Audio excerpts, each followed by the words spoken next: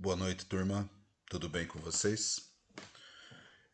Pessoal, então nós estamos agora, a gente terminou a parte de cálculo de medicação, que é uma parte extremamente importante. No livro lá tem alguns exercícios, mas eu acho que a gente já fez exercícios suficientes e, né, do livro de Noções de Farmacologia, esse livro que vocês estão vendo aí na tela, né? Deixa eu mostrar aqui para vocês. Esse livro que eu falei que nós iríamos usar o ano inteiro, tá? Então esse livro é bastante importante. Eu não sei se vocês já tiraram xerox ou não, mas a partir de agora nós vamos começar a comer esse livro aqui, né? A parte de cálculo, que é a parte mais demorada, que é mais técnica, que a gente precisa mais do passo a passo aí para nós podermos resolver, tá? Então, quem não tem o livro, por favor, se puder procurar na biblioteca da escola tem, pode pegar, levar para tirar xerox, né? Claro, sempre com a devida precaução. Muito bem, pessoal. Então, o capítulo inicial do livro é a parte de cálculo. O segundo capítulo, se vocês observarem lá, é sobre a administração de medicamentos. E nós começamos, né, esse estudo de administração de medicamentos verificando a diferença entre asepsia e antisepsia. Tudo bem? É a primeira coisa que nós vamos ter que verificar e ter que saber. Como técnicos, né, nós não podemos confundir esses conceitos aí. Então, o que é asepsia? A asepsia vai ser o conjunto de medidas que utilizamos para impedir a penetração de micro-organismos no ambiente que, logicamente, não os tem. Logo, um ambiente asséptico é aquele que está livre de infecção. Então, a asepsia é isso, né? O livro ele traz o conceito que é o conjunto de medidas utilizadas para impedir a entrada de micro-organismos em um ambiente que não os tem. Só isso. Eu peguei aqui a definição da OMS, é uma definição um pouco mais complexa, né? É importante lembrar, nós vamos ver aí para frente, que toda a equipe de saúde é importante ter asepsia, não é só o técnico de farmácia, tá? Mas para surtir efeito dentro de um hospital, dentro de um ambiente de saúde, dentro de um pronto atendimento, dentro de uma farmácia, é importante que todo mundo, né, tenha esse conceito sobre a asepsia, um conceito básico, né? E o que é a antisepsia? É o conjunto de medidas propostas para inibir o crescimento de micro-organismos ou removê-los de um determinado ambiente, podendo ou não destruí-los. E para tal fim, utilizamos antissépticos ou desinfetantes. Eu vou discutir esses conceitos com vocês agora, tá? Então a gente vai começar por asepsia, vocês vão ver que vai ficar mais claro agora, porque parece que é a mesma coisa, né? E depois vocês vão conseguir diferenciar bem. Existe um macete aí para diferenciar asepsia de antisepsia, tá? No livro tá lá que antisepsia, né? Deixa eu achar o conceito aqui.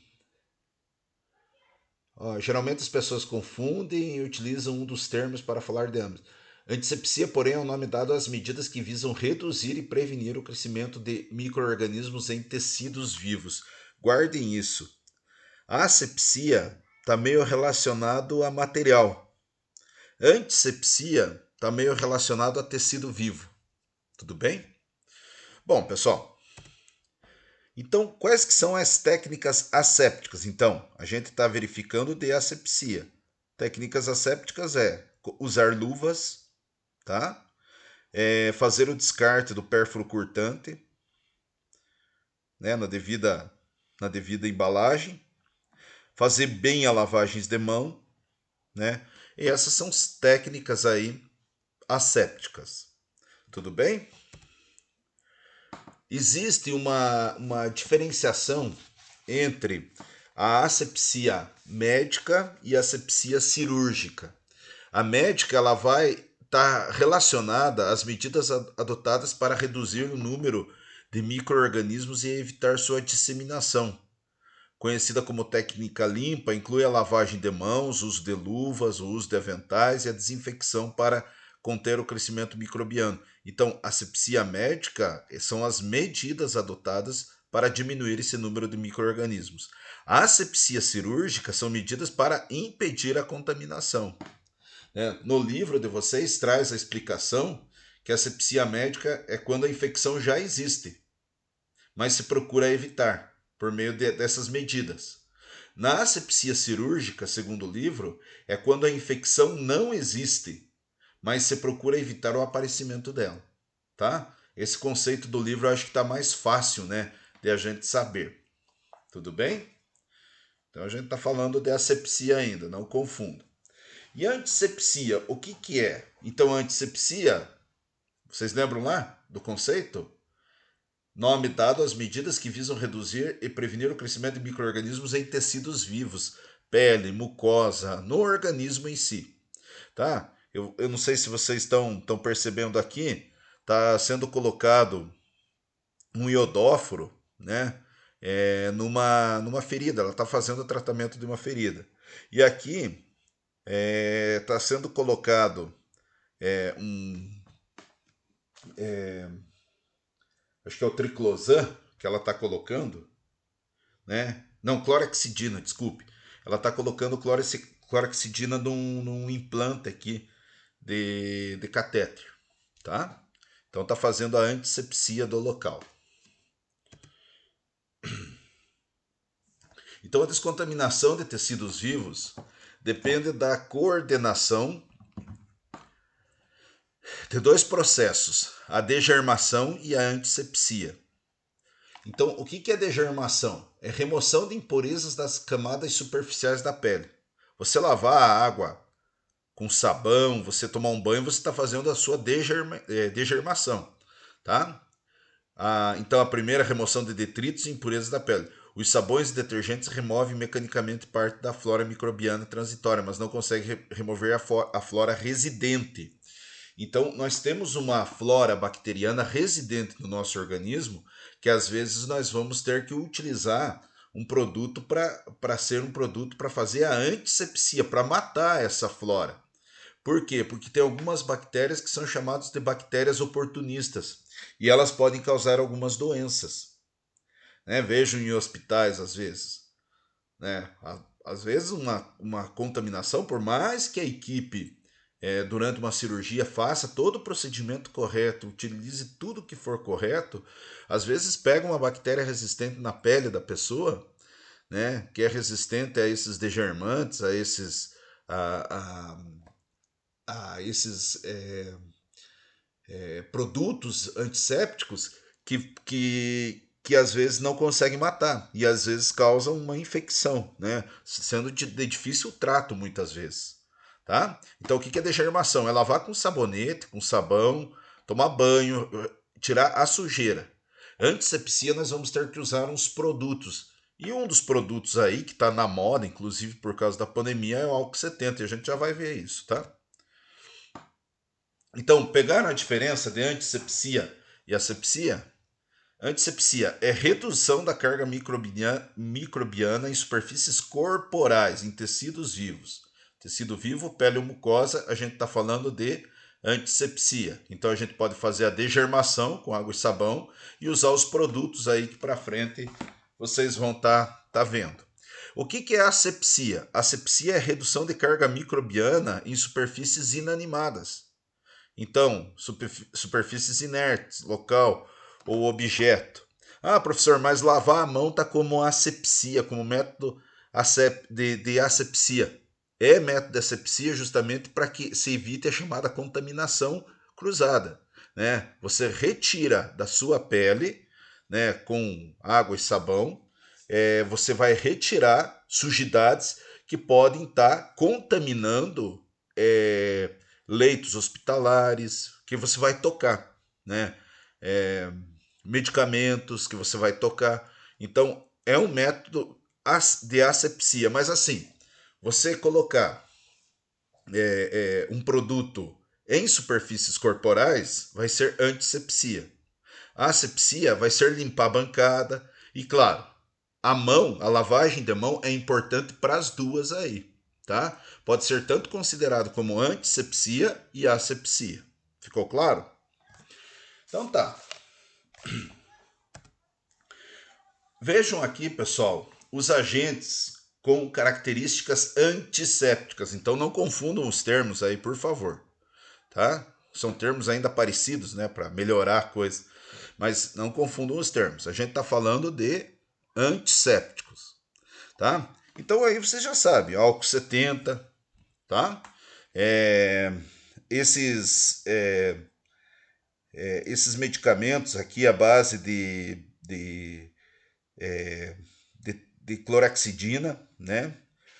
Que servem justamente para fazer como antisséptico, né? A pessoa rala lá, faz uma ferida, utiliza aí a clorexidina, que ela tem essa função, tá? O triclosan, né? O triclosan, inclusive, tem vários estudos sobre o triclosan. Quando eu estava preparando a aula aqui, eu estava lendo alguma coisa. Tem médicos já que estão pedindo para evitar o triclosan, que está fazendo seleção bacteriana. São aqueles sabonetes lá, antibacteriano, com forte ação, com forte ação bactericida, né? Então, tem nesses enxaguantes bucais, tem o triclosan, tá? E tem também os iodóforos, ou os compostos de iodo. Aqui nós temos, né, a iodopovidona 10%, que também é muito utilizado aí para aplicação na pele, tá? Então isso aí são o quê? São métodos antissépticos, tá?